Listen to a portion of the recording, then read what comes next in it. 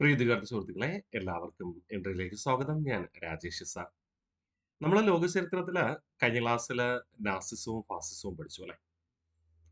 ഈ നാസിസവും ഫാസിസവും ഞാൻ പറഞ്ഞിട്ടുണ്ടായിരുന്നു, സോഷ്യലിസ്റ്റ് വിരുദ്ധ നിലപാട് സ്വീകരിച്ചിരുന്നു, ജനാധിപത്യ നിലപാട് സ്വീകരിച്ചിരുന്നു. ഫാസിസത്തെക്കാൾ കുറച്ചുകൂടെ മൃഗീയമായിരുന്നു അല്ലെങ്കിൽ കിരാതമായിരുന്നു നാസിസം. നാസിസം സോഷ്യലിസത്തെ പോലെ തന്നെ കമ്മ്യൂണിസ്റ്റുകാരെയും യഹൂദന്മാരെയും ഉന്മൂലനം ചെയ്യാൻ വേണ്ടി നിശ്ചയിച്ചിരുന്നു. അതുകൊണ്ട് തന്നെ ഫാസിസത്തെയും നാസിസത്തെയും മുതലാളിത്ത രാഷ്ട്രങ്ങൾ പിന്തുണയ്ക്കുകയും ചെയ്തിരുന്നു. അത് തന്നെയാണ് പിൽക്കാലത്ത് രണ്ടാം ലോക മഹായുദ്ധത്തിലേക്ക് നയിക്കപ്പെടുക. അപ്പൊ ഇന്നേ ദിവസം ഈ ക്ലാസ്സിലൂടെ പഠിക്കുന്നത് രണ്ടാം ലോക മഹായുദ്ധത്തിലേക്ക് നയിച്ച പ്രധാനപ്പെട്ട ചില വസ്തുതകൾ പരിശോധിച്ചാലോ. ഏറ്റവും ആദ്യം പറയുന്നത് രണ്ടാം ലോക മഹായുദ്ധത്തിന്റെ മുന്നൊരുക്കം എന്നറിയപ്പെടുന്ന സ്പെയിനിലെ ആഭ്യന്തര യുദ്ധമാണ്. സ്പെയിനില് വലതുപക്ഷ സംഘടനകളും ഫാസിസ്റ്റ് ചിന്താഗതിക്കാരും അവിടുത്തെ ഭരണകൂടത്തെ അട്ടിമറിക്കുന്നതിന് വേണ്ടിയിട്ട് നടത്തിയ പ്രക്ഷോഭമായിരുന്നു. ഫാസിസ്റ്റുകളും വലതുപക്ഷ വിഭാഗം എന്ന് പറയുമ്പോൾ അവര് ജനാധിപത്യ വിരുദ്ധരാണ്, സോഷ്യലിസ്റ്റ് വിരുദ്ധരാണ്, ഫാസിസം എന്ന ആശയത്തെ ഫോളോ ചെയ്യുന്നവരാണ്. ആ ഫാസിസ്റ്റുകളുടെ നേതാവ് അല്ലെങ്കിൽ സ്പെയിനിലെ ആഭ്യന്തര കലാപത്തിന്റെ നേതാവ്, സർക്കാരിനെതിരെയുള്ള കലാപത്തിന്റെ നേതാവ് ജനറൽ ഫ്രാങ്കോ ആയിരുന്നു. ഈ ഫ്രാങ്കോ നടത്തിയ പ്രക്ഷോഭത്തെ യൂറോപ്യൻ രാജ്യങ്ങൾ കണ്ടില്ല എന്ന് നടിച്ചു എന്നതാണ് യാഥാർത്ഥ്യം. അല്ലെങ്കിൽ മുതലാളിത്ത രാജ്യങ്ങൾ, മറ്റ് മുതലാളിത്ത രാജ്യങ്ങൾ ഈ ഫാസിസ്റ്റുകളുടെ കലാപത്തെ കണ്ണടച്ചു എന്നാണ് കണക്കാക്കേണ്ടത്. അതുകൊണ്ടാണ് ഇതിനെ രണ്ടാം ലോക മഹായുദ്ധത്തിന്റെ മുന്നൊരുക്കം അല്ലെങ്കിൽ ആദ്യ ചവിട്ടുപടി എന്നൊക്കെ വിളിക്കാം. മനസ്സിലായോ? നോക്കാം നമുക്ക്. Yes, Spanish civil war. Spanish civil war നടക്കുന്നത് 1936-ലാണ്. Described as a prelude to the second world war. രണ്ടാം ലോക മഹായുദ്ധത്തിന്റെ മുന്നൊരുക്കം എന്നറിയപ്പെടുന്നത് എന്താണ്? സ്പെയിനിലെ ആഭ്യന്തര യുദ്ധമാണ്. A revolt carried out by right wing groups and the fascists against the government. അവിടുത്തെ സ്പെയിനിലെ ഗവൺമെന്റിനെതിരെ, സർക്കാരിനെതിരെ വലതുപക്ഷ സംഘടനകളും ഫാസിസ്റ്റുകളും നടത്തിയ പ്രക്ഷോഭമാണ്. ആ പ്രക്ഷോഭത്തിന്റെ നേതാവ് ആരാണ്? ജനറൽ ഫ്രാങ്കോ, സൈനിക ജനറൽ ആയിരുന്ന ഫ്രാൻസിസ്കോ ഫ്രാങ്കോ ആയിരുന്നു. General Francisco Franco. The town of Guernica in Spain was completely destroyed. സ്പെയിനിലെ പട്ടണമായ ഗൂർണിക്ക ഈ വലതുപക്ഷ സംഘടനകളും ഫാസിസ്റ്റുകളും ചേർന്ന് ആക്രമിച്ച് തകർത്തു. ഈ ദാരുണമായ സംഭവത്തെ ചിത്രീകരിച്ച ഒരു വ്യക്തി ഉണ്ടായിരുന്നു. അദ്ദേഹത്തിന്റെ പേരാണ് പാബ്ലോ പിക്കാസോ. പാബ്ലോ പിക്കാസോയുടെ പ്രശസ്തമായ ഒരു ചിത്രമാണ് തകർക്കപ്പെട്ട ഗൂർണിക്ക. തകർക്കപ്പെട്ട ഗ്രൂണിക്ക, ഡിസ്ട്രോയ്ഡ് ഗ്രൂണിക്ക എന്നാണ് പറയാം. ഓക്കെ, അപ്പൊ മറക്കരുത്, ഗൂർണിക്ക എന്ന ചിത്രത്തിന്റെ രചയിതാവ് പാബ്ലോ പിക്കാസോ. ആ ചിത്രത്തിൽ എന്താണ് പ്രതിനിധീകരിക്കുക? തകർക്കപ്പെട്ട സ്പെയിനിലെ പട്ടണമായ ഗൂർണിക്കയെ ചിത്രീകരിക്കുന്നു. ആരാണത് തകർത്തത്? 1936-ലെ സ്പെയിനിലെ ആഭ്യന്തര യുദ്ധ കാലഘട്ടത്ത് വലതുപക്ഷ സംഘടനകളും ഫാസിസ്റ്റുകളും ചേർന്ന് തകർത്തതാണ്. പക്ഷെ മുതലാളിത്ത രാജ്യങ്ങൾ ഇത് കണ്ടില്ല എന്ന് നടിച്ചു, അല്ലെങ്കിൽ ഫാസിസ്റ്റുകൾക്ക് മൗനാനുവാദം നൽകി എന്നതാണ് വസ്തുത. ഓക്കെ, ഞാൻ പറഞ്ഞു ജർമ്മനിയുടെ ആത്യന്തികമായ ലക്ഷ്യം എന്താണ്? ഇറ്റലിയുടെ ആത്യന്തിക ലക്ഷ്യമായ എന്താണ്? ലോകത്തെ ഭരിക്കുക. ജർമ്മനിയെ സംബന്ധിച്ചിട്ട് യൂറോപ്പിലെ പ്രാധാന്യമുള്ള ഫ്രാൻസിനെ, അവരുടെ ആധിപത്യത്തെ അടിയറവ് പറയിച്ച് ആ ആധിപത്യം ജർമ്മനിക്ക് സ്വന്തമാക്കുക എന്നതാണ്. കൂടാതെ ജർമ്മനിയിലെ നാസി പാർട്ടിയുടെ പ്രധാന ലക്ഷ്യങ്ങളിൽ ഒന്നാണ് സോഷ്യലിസത്തെ എതിർക്കുക. അതുകൊണ്ട് ജർമ്മനി തങ്ങളുടെ ശത്രുവായി ആരെയൊക്കെ കണക്കാക്കിയിരുന്നു?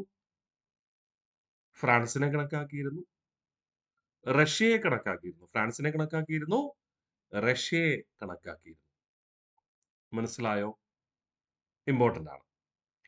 ഫ്രാൻസിനെ ശത്രുവായി കണക്കാക്കുമ്പോൾ സ്വാഭാവികമായിട്ടും ഫ്രാൻസിന്റെ സഖ്യരാജ്യമായ ബ്രിട്ടനെയും ആര് ശത്രുവായി കണക്കാക്കും? ജർമ്മനി ശത്രുവായി കണക്കാക്കും. പക്ഷേ ബ്രിട്ടന്റെയോ ഫ്രാൻസിന്റെയോ ഭാഗത്തുനിന്ന് ചിന്തിക്കുമ്പോൾ സാമ്രാജ്യത്വ കിടമത്സരമാണല്ലോ ലോകത്ത് ആ സമയത്ത് നടക്കുക. സാമ്രാജ്യത്വ കിടമത്സരം കാരണം ഇവർ പരസ്പരം തന്നെ എന്താണ് ചെറിയ ശത്രുത്വ ഭാവത്തിലാണ്. ആരെങ്കിലും അട്ടിമറിക്കാൻ കഴിഞ്ഞാൽ അത്രയും നല്ലതെന്ന രീതിയിലൊക്കെ ചിന്തിക്കുക. അതുകൊണ്ട് തന്നെ റഷ്യ എന്ന് പറയുന്ന സോഷ്യലിസ്റ്റ് രാജ്യത്തെ എതിർക്കുന്ന നമ്മുടെ നാസി പാർട്ടിയുടെ പ്രവണതയെ ആര് അനുകൂലിച്ചിരുന്നു? ബ്രിട്ടനും ഫ്രാൻസും. പക്ഷേ ബ്രിട്ടനും ഫ്രാൻസിനും ജർമ്മനിക്കെതിരെ പോരാടണമെന്ന് ആഗ്രഹമുണ്ട്. പക്ഷേ വീണ്ടും ഒരു യുദ്ധത്തിലേക്ക് പോയി കഴിഞ്ഞാൽ സാമ്പത്തിക അരക്ഷിതാവസ്ഥ ഉണ്ടോയെന്ന ഒരു പേടിയും ആർക്കുണ്ട്? ബ്രിട്ടനും ഫ്രാൻസിനും ഉണ്ട്. അതുകൊണ്ട് അവർക്ക് യുദ്ധത്തിന് താല്പര്യമില്ല. എന്നാൽ ജർമ്മനിക്കെതിരെ ആധികാരികമായി വിജയം നേടണമെന്നും സോഷ്യലിസ്റ്റ് രാജ്യമായ റഷ്യക്കെതിരെ പ്രവർത്തിക്കണമെന്നും ആർക്ക് ആഗ്രഹമുണ്ട്? ബ്രിട്ടനും ഫ്രാൻസിനും ആഗ്രഹമുണ്ട്. ഇതേ ചിന്താഗതി തന്നെയായിരുന്നു ആർക്ക്? അമേരിക്കയ്ക്കും. മനസ്സിലായോ? ഓക്കെ, നമുക്ക് നോക്കാം. മ്യൂണിക് ഉടമ്പടി ചരിത്രത്തിലെ ഏറ്റവും ഹീനമായ ചതി എന്നറിയപ്പെടുന്നത് ഈ മ്യൂണിക് ഉടമ്പടിയാണ്. ചതി എന്ന് പറയാനുള്ള പ്രധാന കാരണം ഇതാണ്. ഹിറ്റ്ലർ ചെക്കോസ്ലോവക്കിയയുടെ അധീനതയിലുള്ള സുഡാറ്റൻ ലാൻഡ് എന്ന് പറയുന്ന ഭൂപ്രദേശം കീഴടക്കി. അപ്പോ ബ്രിട്ടനും ഫ്രാൻസും ഇടപെട്ടിട്ട് ജർമ്മനിയോട് പറഞ്ഞു, ഇനിയും കൂടുതൽ ഭൂപ്രദേശങ്ങൾ ആക്രമിക്കാൻ പാടില്ല. അപ്പൊ ജർമ്മനി ബ്രിട്ടനും ഫ്രാൻസും പറഞ്ഞല്ലോ. അതുകൊണ്ട് ജർമ്മനി പറഞ്ഞു, ഓക്കെ, ഞാൻ ഇനി എന്ത് ചെയ്യില്ല, കൂടുതൽ ഭൂപ്രദേശങ്ങൾ ആക്രമിക്കില്ല എന്ന് പറഞ്ഞുകൊണ്ട് എന്ത് ചെയ്തു? ഉടമ്പടി ഒപ്പുവെച്ചു. ബ്രിട്ടനും ഫ്രാൻസിനും മുന്നിൽ ജർമ്മനി അങ്ങനെ സമ്മതിച്ചെങ്കിലും പരോക്ഷമായി സൈനിക ഏകീകരണത്തിനും ആയുധ സജ്ജീകരണത്തിനും ബ്രിട്ടൻ, ഫ്രാൻസ്, റഷ്യ എന്നിവയ്ക്കെതിരെ യുദ്ധസന്നാഹങ്ങൾ ഒരുക്കുകയും ആര് ചെയ്തു? ജർമ്മനി ചെയ്തു. പക്ഷെ ഇതൊന്നും ആരറിയുന്നില്ല? ബ്രിട്ടനും അറിയുന്നില്ല, ഫ്രാൻസും അറിയുന്നില്ല. ജർമ്മനി ഇനി കൂടുതൽ ഭൂപ്രദേശങ്ങൾ ആക്രമിക്കില്ല എന്ന് പറഞ്ഞല്ലോ. അത് അന്ധമായി ബ്രിട്ടനും ഫ്രാൻസും വിശ്വസിച്ചു. അതുപോലെ തന്നെ റഷ്യയും. അതുകൊണ്ട് തന്നെ ജർമ്മനിയുടെ ആയുധ സജ്ജീകരണത്തെക്കുറിച്ച് രഹസ്യ വിവരം ശേഖരിക്കുവാനോ രഹസ്യാന്വേഷണം നടത്തുവാനോ നിരീക്ഷിക്കുവാനോ ഒന്നും യൂറോപ്യൻ രാജ്യങ്ങളായ ബ്രിട്ടനോ ഫ്രാൻസോ റഷ്യയോ തയ്യാറായില്ല. അതായിരുന്നു യുദ്ധത്തിലേക്ക് നയിച്ച പ്രധാന കാരണം. മനസ്സിലായോ? അതുകൊണ്ട് മ്യൂണിക് ഉടമ്പടി ഇമ്പോർട്ടന്റ് ആണ്. മ്യൂണിക് ഉടമ്പടി described as the most disgraceful betrayal in history. ചരിത്രത്തിലെ ഏറ്റവും ഹീനമായ ചതി എന്നറിയപ്പെടുന്നത് മ്യൂണിക് ഉടമ്പടിയാണ്. എന്താണ് ഈ ഉടമ്പടി? An agreement signed by Adolf Hitler with France and the United Kingdom after Germany annexed the Sudetenland region of Czechoslovakia, promising that no further territorial demands would be made. ഇനിയും കൂടുതൽ ഭൂപ്രദേശങ്ങൾ ആക്രമിക്കില്ല എന്ന് പറഞ്ഞുകൊണ്ട് ജർമ്മനി, ബ്രിട്ടൻ, ഫ്രാൻസ് എന്നീ രാജ്യങ്ങളുമായി ഒപ്പുവെച്ച ഉടമ്പടിയാണ് Munich ഉടമ്പടി. പക്ഷെ പരോക്ഷമായി മറ്റ് ആക്രമണ പദ്ധതികൾ ആരാസൂത്രണം ചെയ്തു? ജർമ്മനി ആസൂത്രണം ചെയ്തു.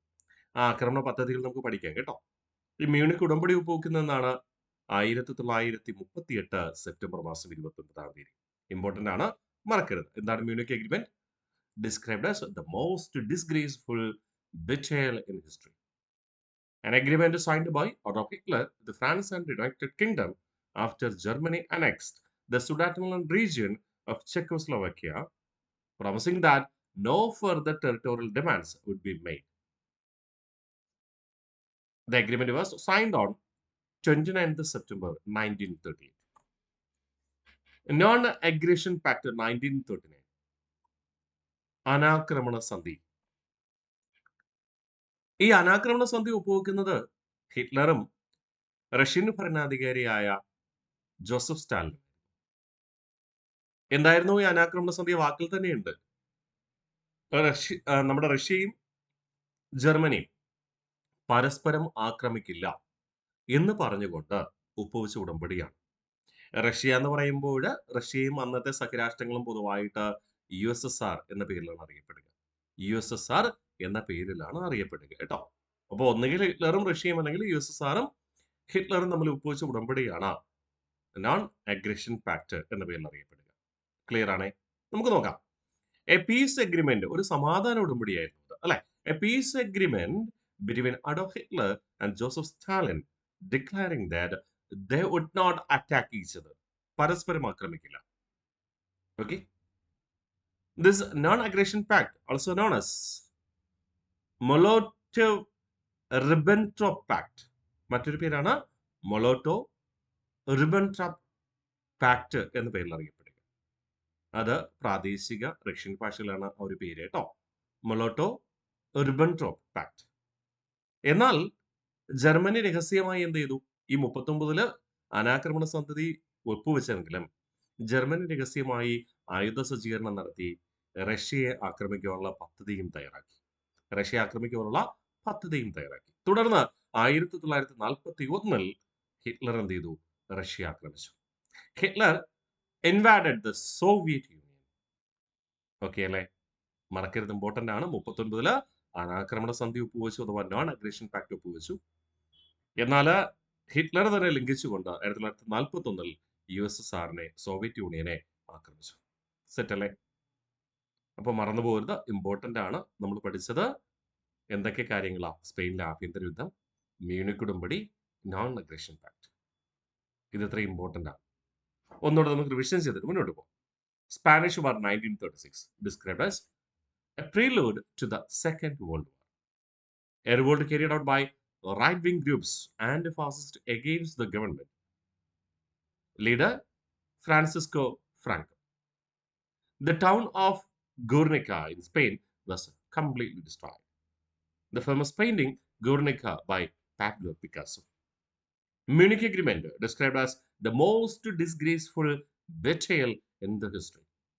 An agreement signed by Adolf Hitler with France and the United Kingdom after Germany annexed the Sudetenland region of Czechoslovakia, promising that no further territorial demands would be made.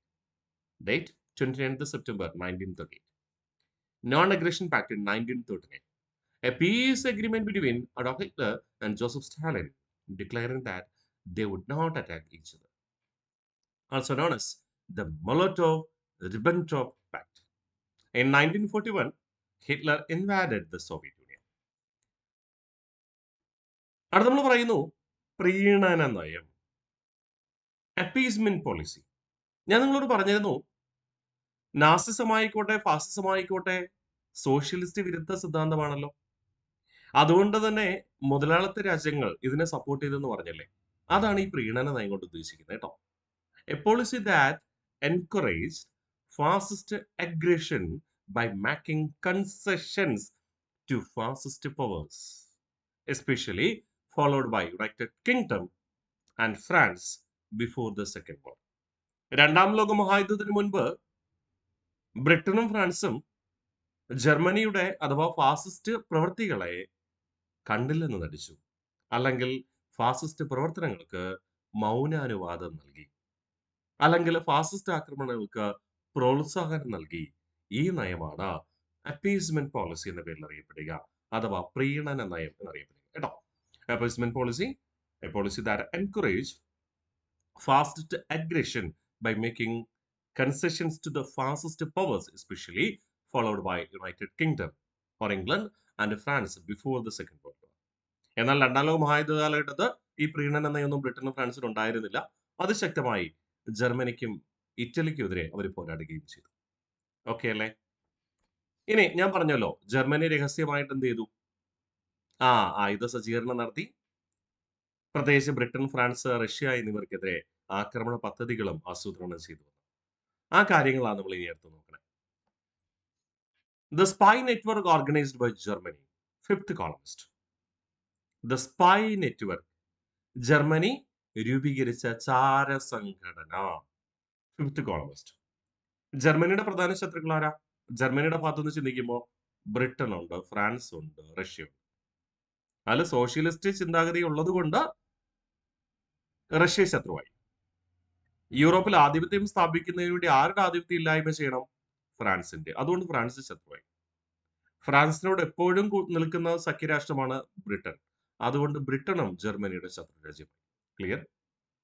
അതുകൊണ്ട് തന്നെ ജർമ്മനി ഈ 3 രാജ്യങ്ങളിലെ രാജ്യതന്ത്രപരമായ വിവരങ്ങൾ അറിയുന്നതിന് വേണ്ടിയിട്ട് fifth columnist എന്ന് പറയുന്ന രഹസ്യാന്വേഷണ വിഭാഗം രൂപീകരിക്കുകയും അഥവാ ചാരസംഘടന രൂപീകരിക്കുകയും ആ ചാരസംഘടനയിലെ അംഗങ്ങൾ ഏത് രാജ്യത്തെ വിവരങ്ങളാണോ അന്വേഷിക്കേണ്ടത് ആ രാജ്യത്തെ പൗരന്മാരെ പോലെ പ്രവർത്തിക്കുകയും ചെയ്തു. Secret supporters working from within enemies countries. അപ്പോൾ ശത്രു രാജ്യത്തിൽ പോയി അവിടുത്തെ പൗരന്മാരായി നടിച്ചുകൊണ്ടാണ് ജർമ്മനിക്ക് വേണ്ടി ഫിഫ്ത്ത് കോളമസ്റ്റിലെ ഏജന്റ്സ് എന്ത് ചെയ്തിരുന്നത്? വിവരങ്ങൾ ശേഖരിച്ചിരുന്നത്. Okay, the spy network organised by Germany fifth columnist. Fifth columnist എന്ന വാക്ക് മറന്നുപോരുത്, ഇമ്പോർട്ടന്റ് ആണ്. Secret supporters working from within enemy countries. The secret code name given by Adolf Hitler for Germany's planned invention of United Kingdom, Operation Sea Lion. Germany Britain ആക്രമണ പദ്ധതിക്ക് നൽകിയ രഹസ്യനാമമാണ് operation see line. കാരണം ഫ്രാൻസിനെ പരാജയപ്പെടുത്തുകയാണ് ലക്ഷ്യമെങ്കിലും ഫ്രാൻസിന് വേണ്ടി എപ്പോഴും ഇടനിലക്കാരനായി എത്തിച്ചേരുന്നത് ബ്രിട്ടനാണ്. നമുക്കറിയാം, നമ്മൾ ഒന്നാം ലോക മഹായുദ്ധം പഠിച്ചപ്പോൾ അവിടെ മൊറോക്കൻ പ്രതിസന്ധി പിടിച്ചു. അവിടെ മൊറോക്കൻ പ്രതിസന്ധിയിൽ ഫ്രാൻസും ജർമ്മനിയും തമ്മിലുള്ള ഏറ്റുമുട്ടലിന് അവിടെ മധ്യസ്ഥത വഹിച്ചത് ബ്രിട്ടൻ ആയിരുന്നു. അല്ലെങ്കിൽ ഫ്രാൻസിനെ സപ്പോർട്ട് ചെയ്ത് കൊണ്ടുവന്നത് ബ്രിട്ടൻ ആയിരുന്നു. ആ ബ്രിട്ടന്റെ ഇടപെടലോട് കൂടിയാണ് ഫ്രാൻസ് ചില ഫ്രഞ്ച് അധീന പ്രദേശങ്ങൾ ജർമ്മനിക്ക് നൽകാൻ തീരുമാനിച്ചത്. ശരിയല്ലേ? അതോടുകൂടി മൊറോക്കൻ പ്രതിസന്ധി അവസാനിക്കാം. മൊറോക്കോയിലെ ഫ്രഞ്ച് ആധിപത്യം ആരാ അംഗീകരിക്കുന്നത്? ബ്രിട്ടനാണ്. അപ്പോ സുഹൃത്ത് രാജ്യമായ ഫ്രാൻസിന്റെ സുഹൃത്ത് രാജ്യമായ ബ്രിട്ടനെ പരാജയപ്പെടുത്തിയാൽ ഒരു പരിധിവരെ ഫ്രാൻസിനെ ഇല്ലായ്മ ചെയ്യാം എന്നതായിരുന്നു ആരുടെ കണക്കുകൂട്ടൽ? ജർമ്മനിയുടെ. ഓക്കെ, ദ സീക്രട്ട് കോഡ് നയം given by Adolf Hitler for Germany's planned invasion of United Kingdom, Operation Sea Lion. ഒരുപാട് തവണ PSC വെച്ച് ക്വസ്റ്റനാണ് ഓപ്പറേഷൻ സീ ലൈൻ. വീണ്ടും ദ സീക്രട്ട് കോഡ് നയം given by Hitler for Germany's invasion of a Soviet Union or Russia. ഏതാണ്? Operation Barbarossa. Operation Barbarossa.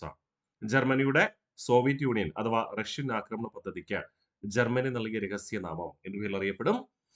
എന്ത് പേരിൽ അറിയപ്പെടും? Operation Barbarossa എന്ന പേരിൽ അറിയപ്പെടും. ഇംഗ്ലണ്ടിനെ ആക്രമിക്കാനുള്ള രഹസ്യ പദ്ധതി എന്ത് പേരിൽ അറിയപ്പെടും? ഓപ്പറേഷൻ സീ ലയൺ എന്ന പേരിൽ അറിയപ്പെടും. ഇനിയും കൂടുതൽ യൂറോപ്പിലെ ഭൂപ്രദേശങ്ങൾ ആക്രമിക്കില്ല എന്ന് പറഞ്ഞുകൊണ്ട് ജർമ്മനി അല്ലെങ്കിൽ ഹിറ്റ്ലർ ബ്രിട്ടനുമായും ഫ്രാൻസുമായും ഒപ്പുവെച്ച ഉടമ്പടിയാണ് എന്ത് പേരിൽ അറിയപ്പെടുക? അനാക്രമണ സന്ധി. അല്ലെ? ആണോ? അല്ല, മ്യൂണിക് ഉടമ്പടി എന്ന പേരിൽ അറിയപ്പെടുക. പരസ്പരം ആക്രമിക്കില്ല എന്ന് പറഞ്ഞുകൊണ്ട് റഷ്യയുമായി ജർമ്മനി ഒപ്പുവെച്ച അല്ലെങ്കിൽ ഹിറ്റ്ലർ ഒപ്പുവെച്ച ഉടമ്പടിയാണ് അനാക്രമണ സന്ധി എന്ന പേരിൽ അറിയപ്പെടുക 1939. പക്ഷേ ഇത് രണ്ടും ഒപ്പുവെച്ചപ്പോ ജർമ്മനി അത് എന്താണ്? വഞ്ചന എന്ന രീതിയിലാണ് ഒപ്പുവെക്കുന്നത്. ശത്രുക്കളെ ഇല്ലായ്മ ചെയ്തുകൊണ്ട് രഹസ്യമായി അവർ പ്രവർത്തനങ്ങൾ തുടർന്നു വരികയും ചെയ്തു. അതിന്റെ ഏറ്റവും വലിയ തെളിവാണ് ഈ ഓപ്പറേഷൻ സീ ലയനും ഓപ്പറേഷൻ ബാർബറോസയും. ക്ലിയർ ആണേ? മറക്കില്ലെന്ന് കരുതിക്കോട്ടെ. ഒന്നുകൂടെ നമുക്ക് റിവിഷൻ ചെയ്യാം. The spy network organised by Germany fifth columnist. Secret supporters working from within enemy countries. The secret code name given by Adolf Hitler for Germany's planned invasion of United Kingdom, Operation Sea Lion. The secret code name given by Hitler for Germany's invasion of the Soviet Union, Operation Barbarossa. ഇനി യുദ്ധസമാനമായ സാഹചര്യം നിലനിൽക്കുകയാണ് അല്ലെ?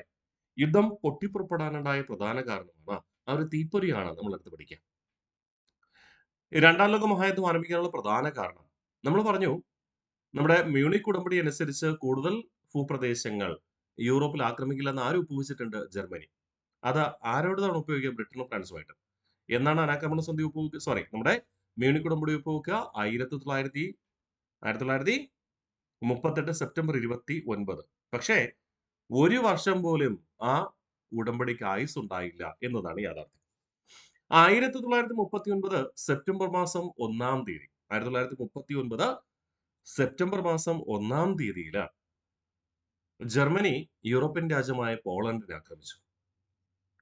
അപ്പോൾ ബ്രിട്ടനും ഫ്രാൻസും പറഞ്ഞു ഇനിയും കൂടുതൽ ഭൂപ്രദേശങ്ങൾ ആക്രമിക്കില്ല എന്നല്ല പറഞ്ഞത്. ഇനി കൂടുതൽ ഭൂപ്രദേശങ്ങൾ ആക്രമിച്ചാൽ ഞങ്ങൾ നിങ്ങളുമായി യുദ്ധത്തിൽ ഏർപ്പെടും. ബ്രിട്ടനും ഫ്രാൻസും പറഞ്ഞു എന്താണ്? ജർമ്മനിയെ യുദ്ധത്തിൽ ഏർപ്പെടുമെന്ന് പ്രഖ്യാപിച്ചു. എന്നാൽ ബ്രിട്ടനോ ഫ്രാൻസിനോ യുദ്ധത്തിന് താല്പര്യമുണ്ടോ? താല്പര്യമൊന്നുമില്ല. കാരണം അവർക്കറിയാം ഒന്നാം ലോക മഹായുദ്ധത്തിന്റെ സാമ്പത്തിക അരക്ഷിതാവസ്ഥ ഇതുവരെ ക്ലിയർ ചെയ്യാൻ കഴിഞ്ഞിട്ടില്ല. വീണ്ടും ഒരു യുദ്ധം കടുത്ത സാമ്പത്തിക ആഘാതത്തിലേക്ക് വഴിവെക്കും. അതുകൊണ്ട് താല്പര്യമില്ല. പക്ഷേ ജർമ്മനിയെ പേടിപ്പിച്ച് നിർത്താൻ വേണ്ടിയിട്ട് ഇവർ എന്ത് ചെയ്തു? യുദ്ധപ്രഖ്യാപനം നടത്തി. യുദ്ധപ്രഖ്യാപനം നടത്തിയതെന്നാ 1939 സെപ്റ്റംബർ മാസം 3-ാം തീയതി. അന്ന് തൊട്ട് യുദ്ധം ആരംഭിച്ചതായിട്ട് നമ്മൾ കണക്കാക്കുന്നത്. പക്ഷേ യുദ്ധം നടന്നോ? ഇല്ല. യുദ്ധം നടന്നോ? ഇല്ല. ഏകദേശം സെപ്റ്റംബർ മുതലാണ് ഏകദേശം 6 മാസക്കാലം വരെ യുദ്ധമൊന്നും നടന്നില്ല. കൃത്യമായി പറഞ്ഞാൽ 1939 സെപ്റ്റംബർ തൊട്ട് ഏകദേശം 1940 ഏപ്രിൽ മാസം വരെ യുദ്ധങ്ങളൊന്നും അങ്ങനെ നടന്നില്ല. അതായത് ബ്രിട്ടനോ ഫ്രാൻസോ യുദ്ധത്തിൽ ഇടപെട്ടില്ല എന്നതാണ് അവിടെ ഉദ്ദേശിക്കുക. യുദ്ധപ്രഖ്യാപനം നടത്തി ജർമ്മനിയുമായി എന്ന് 1939 സെപ്റ്റംബർ 3-ാം തീയതി. എന്നാൽ 1940 ഏപ്രിൽ വരെ ബ്രിട്ടനോ ഫ്രാൻസോ ജർമ്മനിക്കെതിരെ യുദ്ധം ആരംഭിച്ചോ? ആരംഭിച്ചില്ല. യുദ്ധപ്രഖ്യാപനം നടത്തി മാത്രമേ ഉള്ളൂ. മനസ്സിലായോ? യുദ്ധം പ്രഖ്യാപിച്ചിട്ട് യുദ്ധം ഇല്ലാത്ത ഈ കാലഘട്ടത്തെ നമ്മൾ കപട യുദ്ധം അഥവാ ഫോണി വാർ എന്നാണ് വിളിക്കുക. ഓക്കെ? രണ്ടാം ലോക മഹായുദ്ധത്തിൽ ബ്രിട്ടനും ഫ്രാൻസും ഔദ്യോഗികമായി പ്രത്യക്ഷമായി ജർമ്മനിയെ ആക്രമിക്കുന്നത് 1940 ഏപ്രിൽ എന്നാണ് എൻ്റെ അർത്ഥം. ഓക്കെ? പക്ഷേ ജർമ്മനി ഈ സമയത്ത് പോളണ്ടിനെ ആക്രമിച്ചത് ഞാൻ പറഞ്ഞു 39 സെപ്റ്റംബർ 1. തുടർന്ന് എന്ത് ചെയ്തു? ബെൽജിയത്തെ ആക്രമിച്ചു, ഹോളണ്ടിനെ ആക്രമിച്ചു, ലക്സംബർഗ് ആക്രമിച്ചു. എന്നിട്ട് അവയൊക്കെ എന്ത് ചെയ്തു? ജർമ്മനിയുടെ അധീനതയിൽ കൊണ്ടുവരികയും ചെയ്തു. ഇനിയും ജർമ്മനിയെ വിശ്വസിച്ചിട്ട് കാര്യമില്ല എന്നൊരു സാഹചര്യം വരുമ്പോഴാണ് 1940 ഏപ്രിൽ മാസം ബ്രിട്ടനും ഫ്രാൻസും ഔദ്യോഗികമായി ജർമ്മനിക്കെതിരെ യുദ്ധം ആരംഭിക്കുന്നത്. പ്രഖ്യാപിച്ചത് 39 സെപ്റ്റംബർ 3-ആണ്. അതുകൊണ്ട് സെക്കൻഡ് വേൾഡ് വാർ ആരംഭിച്ചത് എന്താണെന്ന് ചോദിച്ചാൽ നമ്മൾ എന്ന് തന്നെ പറയും 39 സെപ്റ്റംബർ 3 തന്നെ പറയും. ഡേറ്റ് ഓർമ്മിച്ച് വെച്ചേക്കണേ. ഓക്കെ. അപ്പോൾ the cause of the outbreak of the second world war, Germany invaded Poland on 1 September 1939. അപ്പോൾ ജർമ്മനി പോളണ്ട് ആക്രമിച്ചതാണ് രണ്ടാം ലോക മഹായുദ്ധം പൊട്ടിപ്പുറപ്പെടാനുണ്ടായ പ്രധാന കാരണം. ജർമ്മനി എന്നാ പോളണ്ടിനെ ആക്രമിക്കുന്നത്? 1939 സെപ്റ്റംബർ 1-ാം തീയതി. സെറ്റാണേ. United Kingdom and France declared war on Germany on 3 September 1939. ജർമ്മനിക്കെതിരെ ബ്രിട്ടനും ഫ്രാൻസും യുദ്ധം പ്രഖ്യാപിച്ചതെന്ന 1939 സെപ്റ്റംബർ 3. അതുകൊണ്ട് രണ്ടാം ലോക മഹായുദ്ധം ആരംഭിച്ചതായിട്ട് കണക്കാക്കുന്ന സെപ്റ്റംബർ 3. എന്നാൽ യുദ്ധം തുടങ്ങിയോ? ഇല്ല. ഫോണി വാർ, the period during which no major battle took place, known as Phoney War. The period from September 1939 to April 1940. 1939 September മുതൽ 1940 ഏപ്രിൽ വരെ ശക്തമായ ഒരു ആക്രമണങ്ങളും ബ്രിട്ടനോ ഫ്രാൻസോ ജർമ്മനിക്ക് മേൽ പ്രയോഗിച്ചില്ല. അതുകൊണ്ടാണ് ഈ കാലയളവിനെ ഫോണി വാർ അല്ലെങ്കിൽ എന്തെന്ന് വിളിക്കുക? കപട യുദ്ധ കാലഘട്ടം എന്ന് വിളിക്കുക. ഓക്കെ അല്ലേ? During this time, Germany captured Belgium, Netherlands and Luxembourg. ഈ നെതർലൻഡ് എന്ന് പറയുന്നത് തന്നെയാണ് ഹോളണ്ട് എന്ന് പറയുക കേട്ടോ. നെതർലൻഡിന്റെ പഴയ പേരാണ് ഹോളണ്ട്. നിലവിൽ ഹോളണ്ട് അറിയപ്പെടുന്നത് എന്താണ്? നെതർലൻഡ് എന്നാണ്. അതുകൊണ്ട് SCERT പുസ്തകത്തിൽ ചിലപ്പോൾ നെതർലൻഡിന് പകരം ഹോളണ്ട് എന്നായിരിക്കും ചേർക്കുക. രണ്ടും ഒന്നാണെന്ന് മനസ്സിലാക്കുക കേട്ടോ. During the time, Germany captured Belgium, Netherlands or Holland and Luxembourg. അപ്പൊ ഇനിയും കൂടുതൽ ഭൂപ്രദേശങ്ങൾ ആക്രമിക്കാൻ ആരെ അനുവദിച്ചുകൂടാ? ജർമ്മനി അനുവദിച്ചുകൂടാ എന്നതോടുകൂടി എന്ത് ചെയ്തു? 1940 ഏപ്രിൽ മുതൽ ബ്രിട്ടനും ഫ്രാൻസും ജർമ്മനി ആക്രമിച്ചു. ഓക്കെ അല്ലേ? അപ്പൊ ജർമ്മനി ആക്രമിച്ചപ്പോൾ ജർമ്മനിയുടെ കൂടെ ആര് വന്നു? സ്വാഭാവികമായിട്ടും ഇറ്റലിയും ഏഷ്യൻ രാജ്യമായ ജപ്പാനും. ഇംഗ്ലണ്ടും ഫ്രാൻസും ആക്രമിച്ചപ്പോൾ ഏഷ്യൻ രാജ്യമായ ചൈന ആരോടൊപ്പം വന്നു? ഇംഗ്ലണ്ടിനും ഫ്രാൻസിനോടൊപ്പം എത്തിച്ചേർന്നു. ഓക്കെ, നമുക്ക് നോക്കാം. ഒന്നുകൂടെ റിവിഷൻ ചെയ്ത് മുന്നോട്ട് പോകാം. The cause for the outbreak of the second war, Germany invaded Poland on 1 September 1939. United Kingdom and France declared war on Germany on 3 September 1939. Phoney War, the period during which no major battle took place, from September 1939 to April 1940. During this time, Germany captured Belgium, Netherlands, Holland, and Luxembourg. Settle. Ini Axis powers. Axis powers എന്നറിയപ്പെടുന്നത് അഥവാ അച്ചുതണ്ട് ശക്തി എന്നറിയപ്പെടുന്നത്, അച്ചുതണ്ട് സഖ്യം എന്നറിയപ്പെടുന്നത് Germany, Italy, Asian രാജ്യമായ Japan. അച്ചുതണ്ട് സഖ്യം അഥവാ ആക്സിസ് പവേഴ്സ് എന്നറിയപ്പെടുന്നത് Germany, Italy, Japan. Allied powers, സഖ്യകക്ഷികൾ എന്നറിയപ്പെടുന്നത് ബ്രിട്ടൻ, അതായത് യുണൈറ്റഡ് കിങ്ഡം, ഫ്രാൻസ്, പിന്നെ China. Okay, United Kingdom, France and China.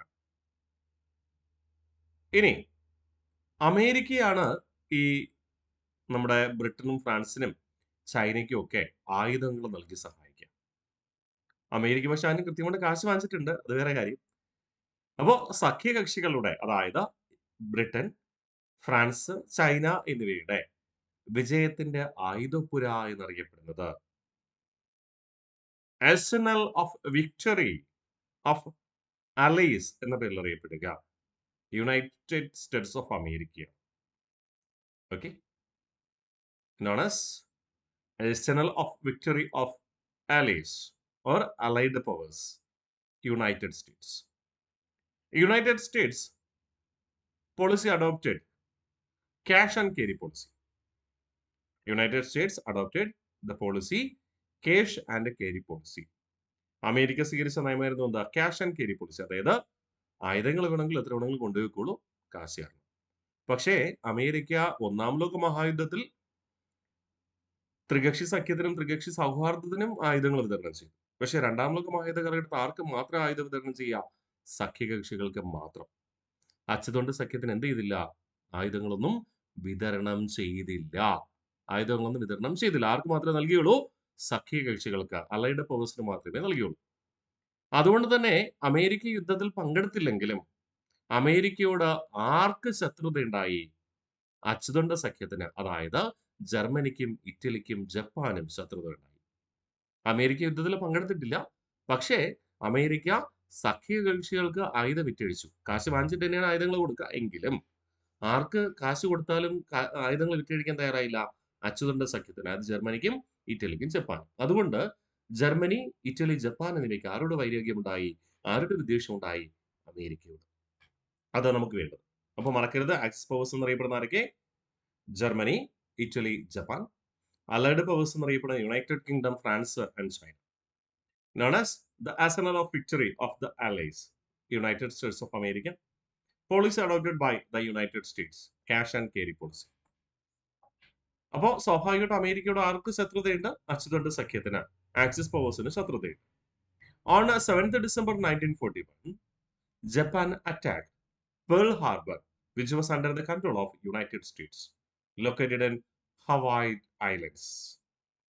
അമേരിക്കയുടെ അധീനതയിലുള്ള ഹവായ് ദ്വീപിലെ അമേരിക്കയുടെ സൈനിക താവളമായ, സൈനിക തുറമുഖമായ പേൾ ഹാർബർ ആക്രമിച്ചു. എന്നാ ആക്രമിക്കുക? 1941 ഡിസംബർ 7. ആരാക്രമിക്കുക? ജപ്പാൻ. അതുവരെ യുദ്ധത്തിൽ പങ്കെടുക്കാതിരുന്ന അമേരിക്ക അതോടുകൂടി എന്ത് ചെയ്തു? യുദ്ധത്തിൽ പങ്കെടുത്തു. Following this attack, the United States entered in the second war. Okay അല്ലേ? മറക്കരുത്, ഇമ്പോർട്ടന്റ് ആണ്.